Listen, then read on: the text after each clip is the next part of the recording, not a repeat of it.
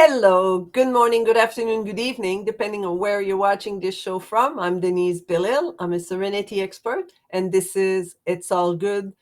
Look who's here for a chat. I'm super excited to come here every week to see you, to bring you guests that are amazing, that bring different perspective. I don't have a specific kind of guest that comes here because you're not a specific kind of people that listen, and I want to serve everyone. And a lot of the interview are very intricate and very interesting. So today, we're going to talk about preparing yourself for your future. But before we get started, I want to say why I call this show It's All Good, and I'll make it short because I say that all the time. So whoever listens to the show say, okay, get over with. So it's because my favorite cup, it says It's All Good. Whenever I was looking for a name, I say, hey, it's all good. That's how I live my life, because whatever happened in the past, you can't change it. And I'm done. Like, I've had years of carrying the past with me, and I say, okay, that's it. I don't want to carry that past with me anymore. So it's all good. It's lesson learned. I can't change it. Let's move on. And the future, we'll talk about the future with my guest, but you can't predict the future. You can get ready for it. You can plan, and you have to be ready for any eventuality where the shit hit the fan and things don't turn out the way you want. But that's okay, because you're prepared, you have a positive mindset, you're moving forward, and life is awesome. So I'll go straight to my guest, which is Rosemary Carminati. And she say, oh, I like how you say my name. And I'll have her to tell you how she says her name. And she's the owner of Healthy Connections. So let's welcome her in, and let's go and discover who she is and what she does. So welcome, Rosemary. I'm so happy that we're having that conversation. We already had like a 20-minute chat before and say, hey, are we recording this? No, maybe we should start the show. Yes. So here we are. So welcome, Rosemary. Thank you so much, Denise. I loved some of the things you said in your introduction. The first thing I wanted to say before I even tell you why I'm here is that I think it was Tony Robbins that says the quality of your life is in direct proportion to the amount of uncertainty you can comfortably live with. Exactly. Because you don't know. You don't know what's coming up. What's the story? You can cross the road and get hit by a train or a car by a train. That would be weird on the road, but by a car at least. And but you never know what's going to happen to you. So it's just like, why don't you choose to be happy today, right now? Right now is the perfect time. We're here, you and I. We're talking with one another, and it's awesome. And our guests are listening. It's even better. And So, you just hit upon another thing besides the fact that the number one source of stress is people's expectations. They think they mm, can control things they can't control. But when you said today's the perfect day, well, I wake up every morning and I have a Winnie the Pooh saying that is, today is my new favorite day, but I add to it and I'm going to squeeze every drop of life out of it. yeah. Yeah, and And I think, that's my and philosophy. if you have a hard time doing that, something I didn't say in my introduction, so let me bring that up. You can book a call with me. We'll know how to reach Rosemary later, but you can book a call with me with tiny.cc/ talk with Denise. So if anytime you want either be on the show, or you want to explore how to create a life where it's like every day is beautiful. It's not always easy, but you can make it beautiful. So book a call with me, and also subscribe to my YouTube channel at right here, youtube.com/ at Denise Belisle. So you'll have all the previous episode. This episode will go there after the show, and we'll be happy to have a chat with you and talk about that. So, Rosemary, what do you do? You're a owner of Healthy Connection. So what is that about? Okay, well, it's a combination of several things. I'm a personal development trainer. I'm a transformational speaker. I love to spread the message of hope, Mhm. that there is so much more to explore and discover in our second half of life. And then I also have several programs that are transformational, that challenge some of our beliefs, a lot of our beliefs. And I truly believe that if we don't live authentically, we're not truly fulfilled. Mhm. And there are so many people in the world that are saying one thing, feeling another, and Yeah. walking around Unfortunately, yeah. not in congruence with who Yeah. they want to be. Yeah, they want to please the people that are in front of them. And like I'm going to be 60 this week, and I know that it's not working. You can't please other people. You can only please yourself. Be happy with who you are, and the people will be attracted to the person you are, as opposed to try to please others with fake image. And like the way I am now, that's the way I am outside of this little Mhm. box, right? Like I'm not pretending. I baffle a lot, and I say things weird sometimes, and I have a weird accent, and but that's who I am. That's how I am. And I make funny jokes sometimes. They're not so funny, but but that's when we, and I see that you're the same too, Rosemary, right? I mean, what I see now, I'm sure if we were hanging out, and go for a coffee, then then you would be the same person, right? Well, yeah, and you know what? It saddens me, and I think that's where I found my mission that's compelling now, is that there are so many people I know that in appearances in the books, if you looked at their finances, if you Mhm. looked at their lifestyle, you'd say, "Wow, they got it all together. They're very happy." And then when you get deep down inside and you find out they're on their third divorce, their children don't talk to them, they're addicted to a substance or another, or they just are not happy. I have a good friend who I thought was happy, and about 3 years ago she said, I wake up every day and I just feel this aching, there's something missing. Yeah. And what I want to do with the folks that I take through my program is help them find that. And one of my taglines is there is more. Let's discover it together. And Yeah.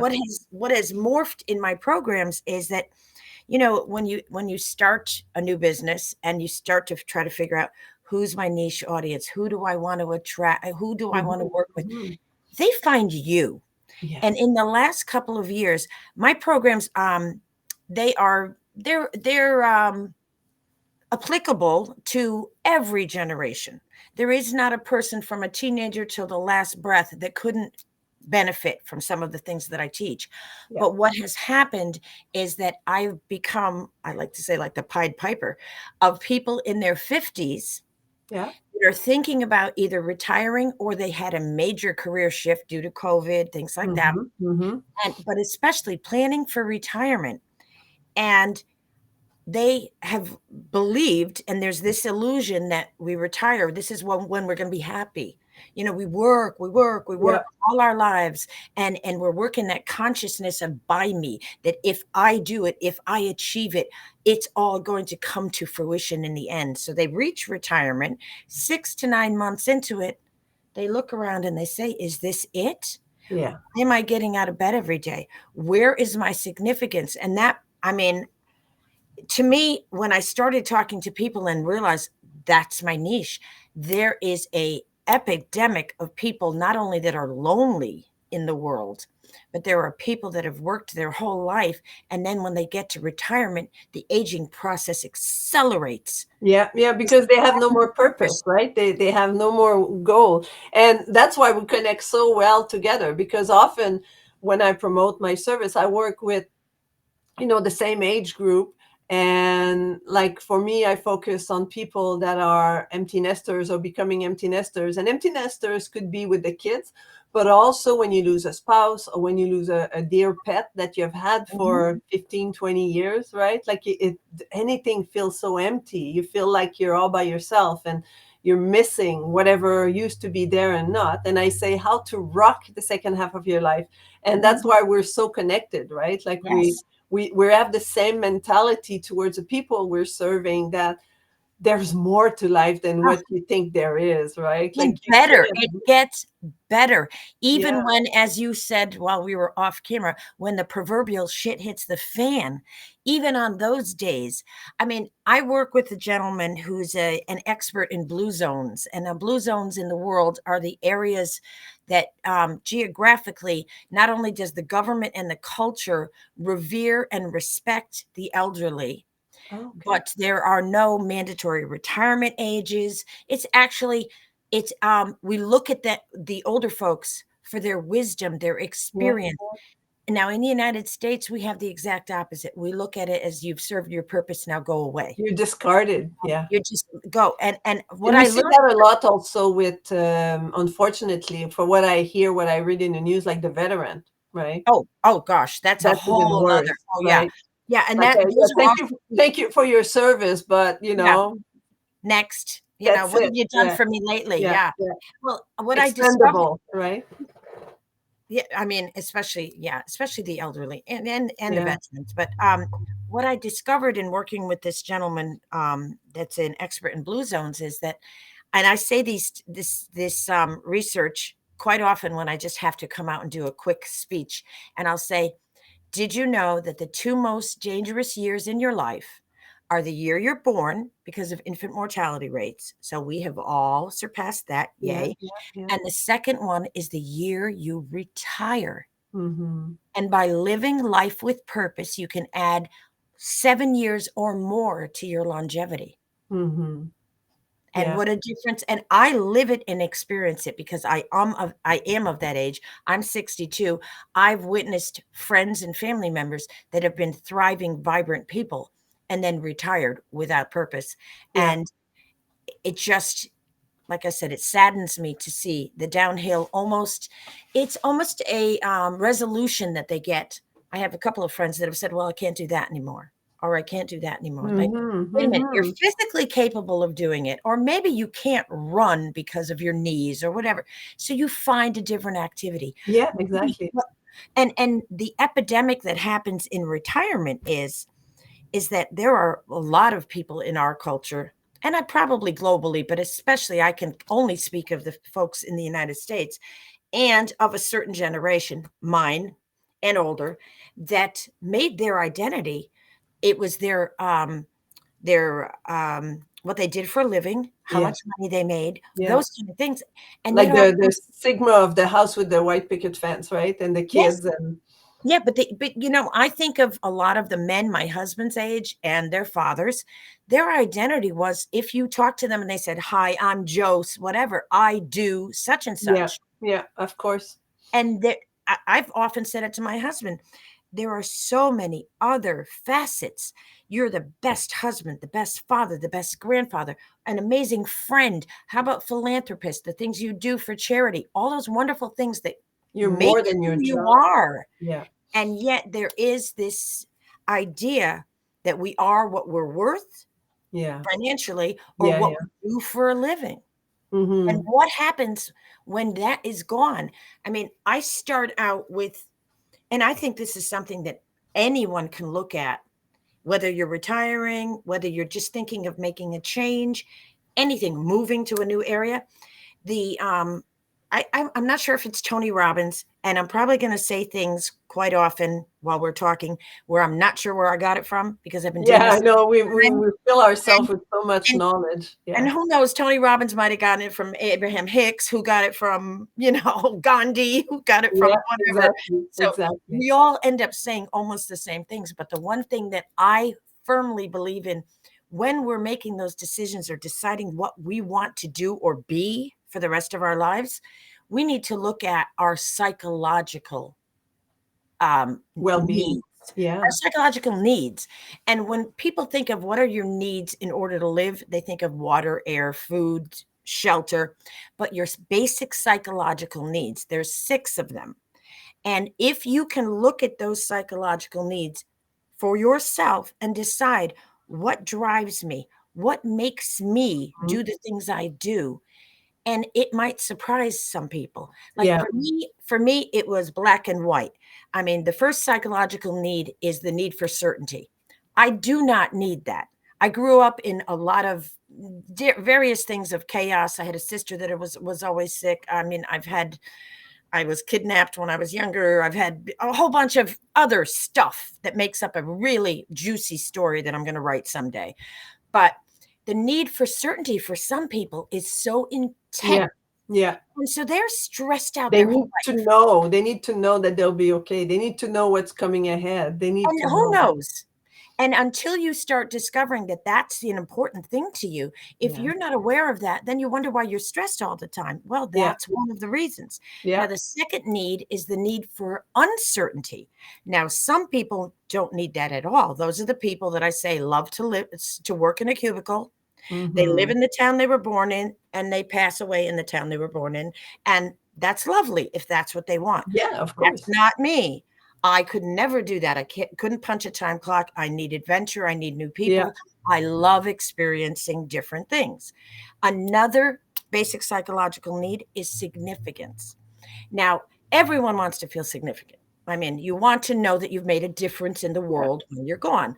But for some people, it's extreme. Now, Mm-hmm. those people in retirement really get knocked for a loop because if you're the person that's used to the title, and you're used to doors opening for you and yes sir, no sir, and that's a great idea sir, and you're standing in Stop and Shop and nobody cares who you are, you're the same person as the one behind you and the one in front of you, it really can be devastating for some people. Yeah, It of really course. can, to their psyche and their identity.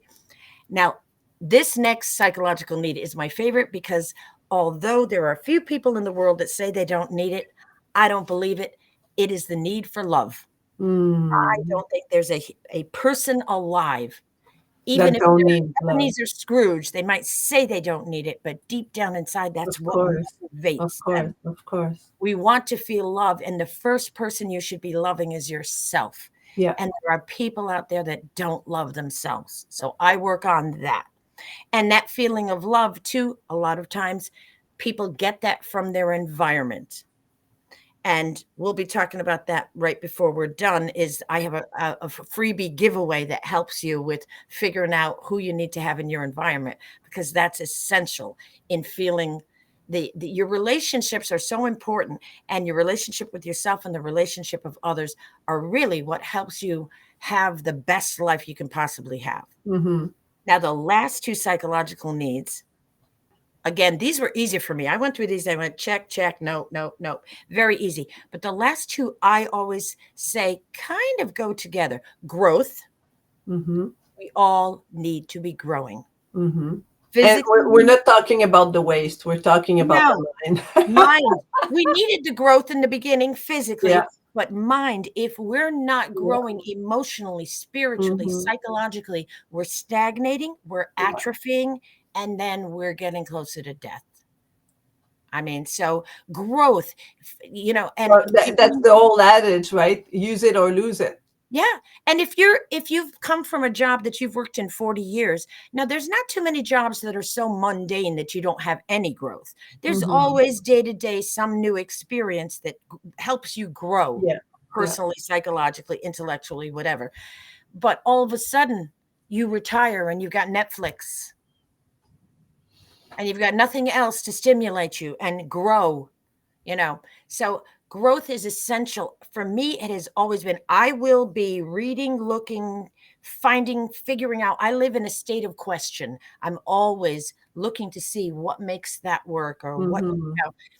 and I believe that that's what I know that that's what makes me tick. And so if you start looking at some of these psychological needs and decide where you fit in.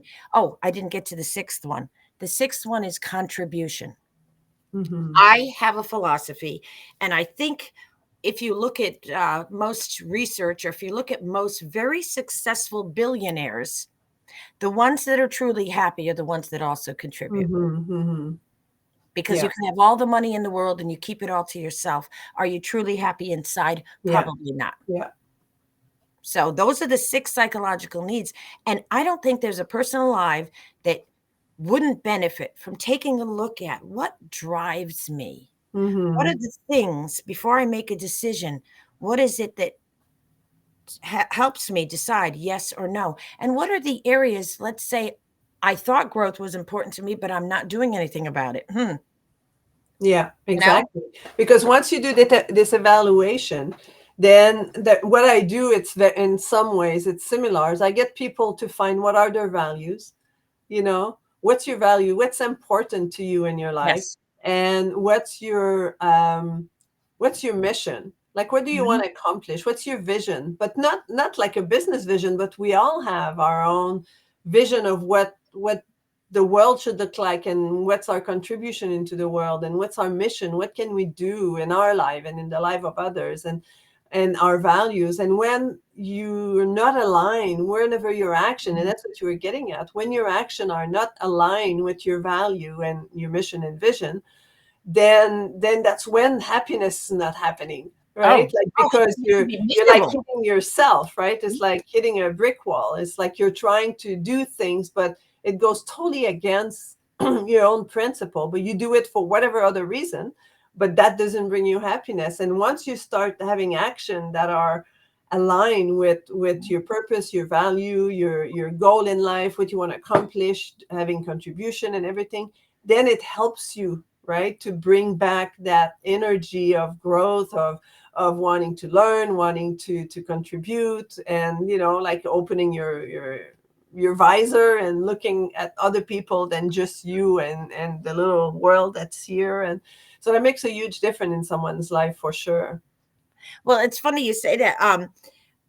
That's the next step I do with people in my program is after we discover, okay, your basic psychological needs and what determines your actions, the values is very funny. I have an exercise that sometimes takes several hours, and it's surprising how many people, first of all, that cliche, they live the imposter syndrome, Yeah. but also that there are values that were imposed on them, things that they really truly, when they stop and think, oh, my parents said that was important, but do I really think that's important? Mm-hmm. And Mm-hmm. when they dig through and they sift and they come up with, we talk about maybe our top 4 or 6 values that we really want to spend every day living. The surprising thing is, like for me, I found that I was living them after many years of self development. But my partner, who went through some of my training with me, had some issues because one of her major values was fun. And she said, I cannot think the last time that I I had any had fun. fun. So when we start to look at all of that stuff, it gives us that direction. Yeah. That's why in So then it's retirement, like, how do you rock the second half of your life? It's like, okay, yes, how can I add more fun in my life? What do yes, I find fun? What is fun for me?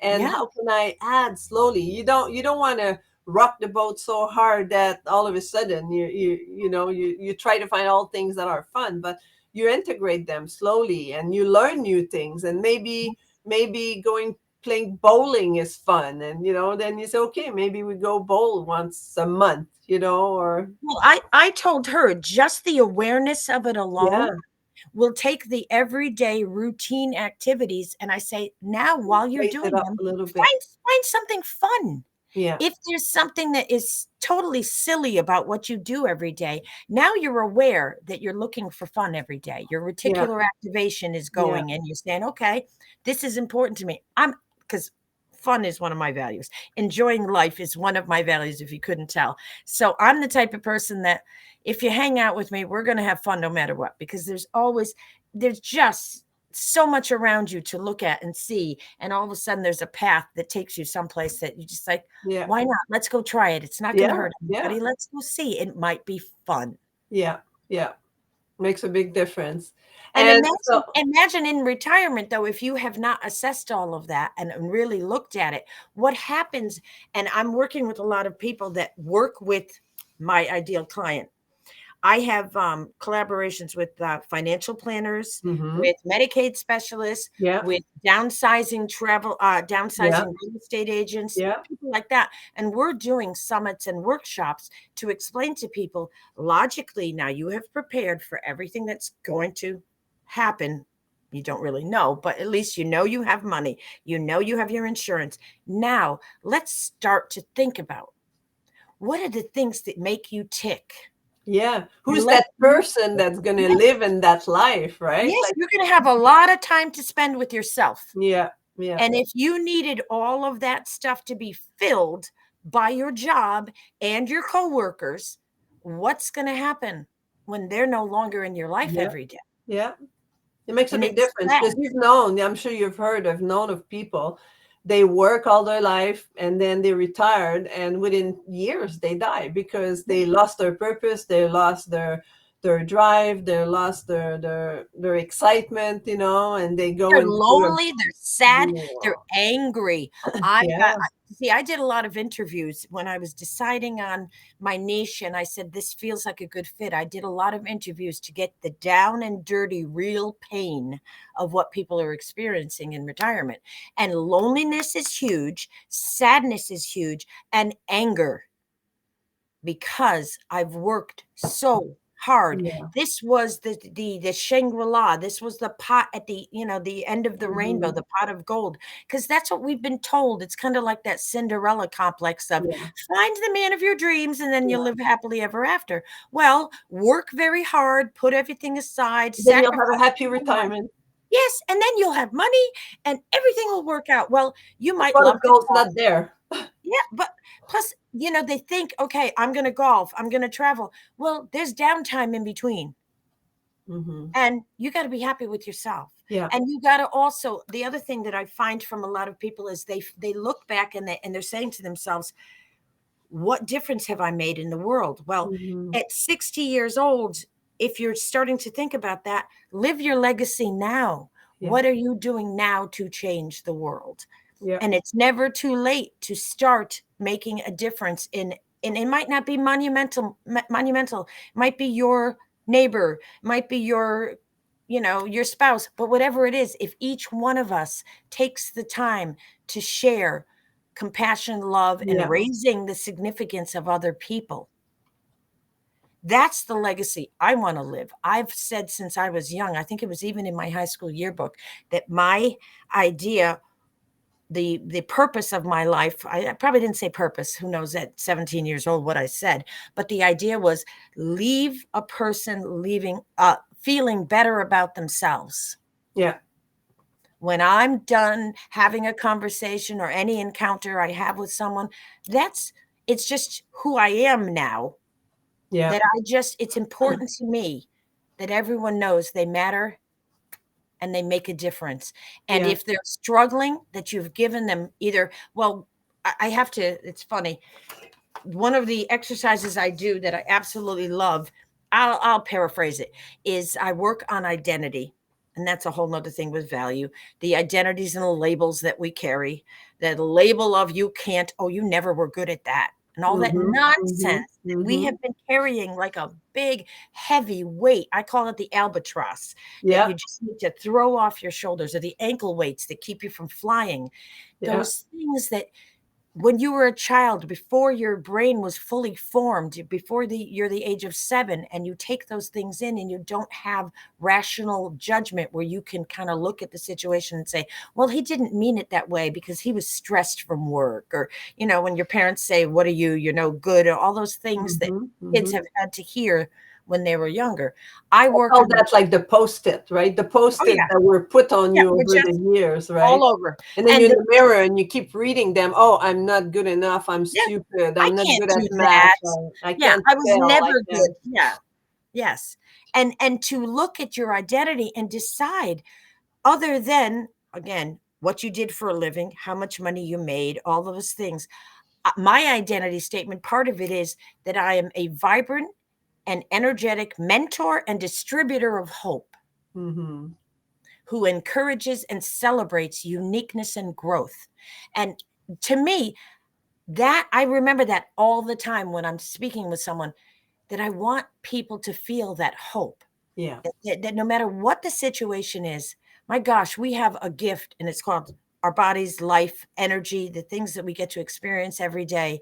And even when those awful things happen, no matter what, there is hope, and yeah, that there's a way of taking off all of that craziness, take off the ankle yeah, weights, so yeah, that you can become who you want to be, yeah. not But who it, you were it takes supposed a to lot be. of, and that's a way of working with people like you and I is to, you can't do that. Like it took you years to build that crust, right?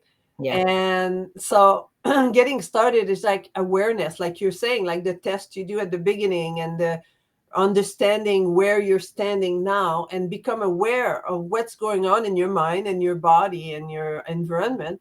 And then slowly, I mean, you open one door. You don't open all the doors at the same time because there'll be a floodgate, right? But you just open one door and you put a foot in and you say, oh, I like what's there. So let's explore that. And then you work in that area. And then afterwards you say, okay, now I can step in that door and I'm comfortable. Okay, let's look at another door. And then move slowly, because often people, when they've had that, I call that like the, in Boston, you have lots of snow, right? And you have in the winter, you have like the groove. Everybody drives in the snow and then Mhm. try to change lane, and it's difficult because you have those big bump to go over, and you're always scared. Oh my God, I gotta take that exit, and it's like, oh my goodness. And but it's, you just have to take your shovel. I mean, on the road's not the same, but take your shovel and build your road, build that new path that you want to go in. And once you slowly build that path, then you realize that, oh, I don't need to be in that what I used to do all the time, because that path is pretty fun. That path is rewarding. That path is how I can rock my future. That path is where I can have Mhm. fun in my retirement. And it's important to really move in that direction. I'm writing that down. I love that snow analogy because Yeah. it's so true. And one of the many facets of my program, I have a 6-month program that I love, that is what makes it sustainable and what makes such a transformation in people, is that we have a community. So Hmm. once a week, we do our self-study. We have an accountability buddy that is assigned. So you meet with them on a regular basis, but then we meet once a week. And the lessons learned from other people's experiences. Hmm. Sometimes I have seen so many, as Oprah, what did she call them? Aha moments, Yeah. light bulb Yeah. moments, Yeah. whatever. Yeah. I've seen from people that, especially if they're the same gender, especially with men that might have a hard time opening up, Hmm. I'll see this, just the beam come out of their face when someone says something they didn't even realize Yeah. that they were experiencing, or some block that they had, and they learn from each other. And so that analogy, not only are you digging in the snow, but you've got 3 people with their shovels helping you dig Yes. together. Yeah. Yeah. And I love that analogy because it's so true. Mm. We get stuck, and it's scary. When I do a discovery call, and that's one of the things I will also be offering if anybody wants to get on for a discovery call with me. We just talk about, what do you want out of life, things like that.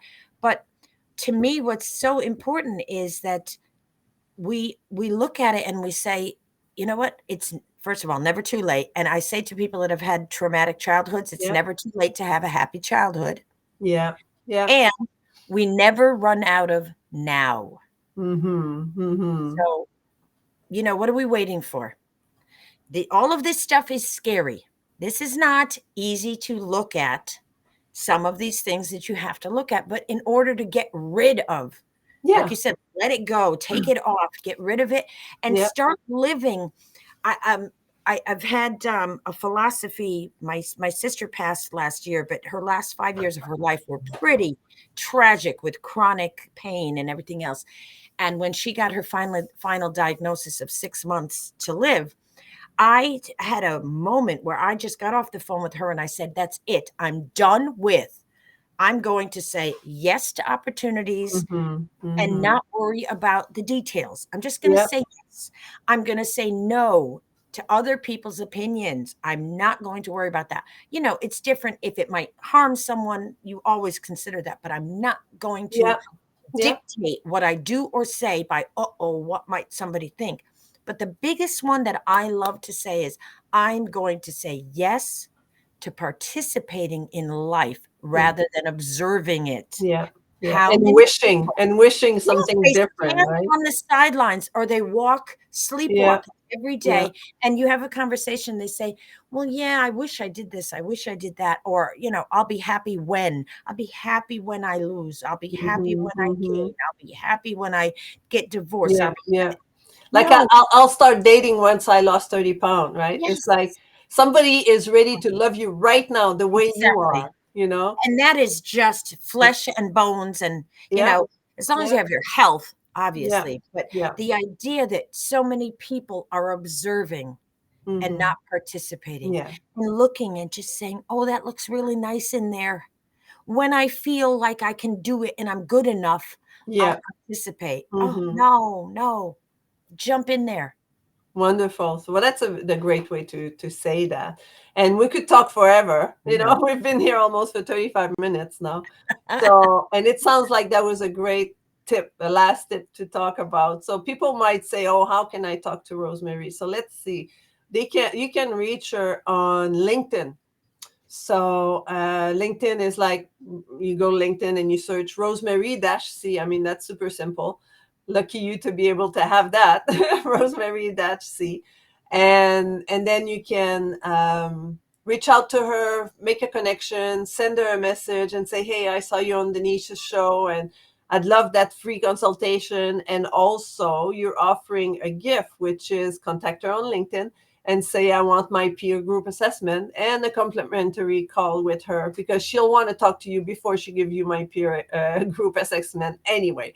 So just contact her, be in touch with Rosemary, and she'll be more than happy to help you move into a happy, comfortable, fulfill, joyful, and ready for any eventuality in your retirement moving forward. And get ready. I mean, it's not always easy. Like you were telling me that you had like a grandson surprise, right? I mean, there Yeah. was things that happened that you don't plan for, but when it happened, if you have all everything aligned, if you stand on your 2 feet and you're strong, whatever stuff that happened will be a lot easier than if you're on the sideline and you're looking at life and then something hit you. It's like you're falling off because you don't have any pillar to support you. So It's fantastic. Absolutely fantastic. I loved our conversation. And as you yeah. said, good thing I don't live closer to you because we Well, would probably have a 3-hour cup of tea, you know? yes, absolutely, absolutely. Well, thank you so much, Rosemary. Just stay there. I'll be right back with you. I'll go say goodbye to everyone.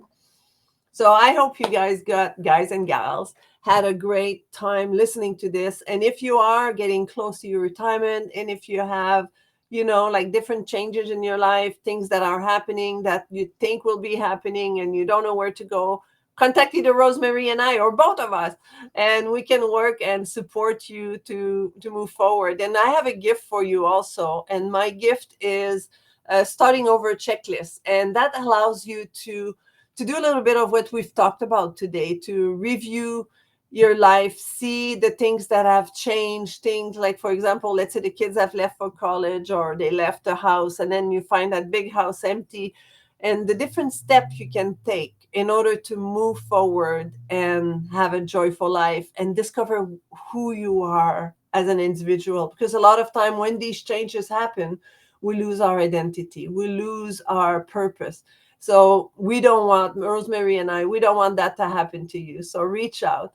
And also, as I mentioned earlier in the show, subscribe to my YouTube channel at Denise Belisle under YouTube.